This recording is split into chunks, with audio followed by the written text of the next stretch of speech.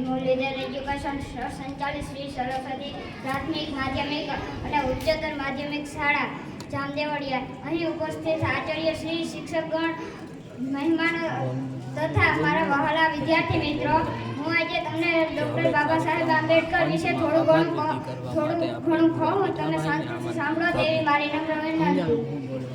Doctor Baba Saheb આંબેડકરનો જન્મ મધ્યપ્રદેશના મહુ ગામમાં 14મી એપ્રિલ 1891 રોજ થયો હતો. તેમના પિતા રામજીભાઈ લશ્કરી શાળાના શિક્ષક હતા. તેમની માતાનું નામ ભીમાબાઈ હતું. તેઓ એમને નાના મૂકીને જે અવસાન પામ્યા હતા. ડૉક્ટર બાબા સાહેબ આંબેડકર ભણવામાં તેજસ્વી હતા. તેમને મહાજ્ઞાતિ નીચે હતી ત્યારે તેને દૃઢ સંકલ્પ કર્યો હતો. ડૉક્ટર બાબા સાહેબ આંબેડકર બંધારણના ઘડવૈયા તરીકે જાણીતા છે. ડૉક્ટર બાબા સાહેબ આંબેડકરનું અવસાન 1956ના રોજ થયું હતું. અસ્તુ. જય હિન્દ, જય ભારત.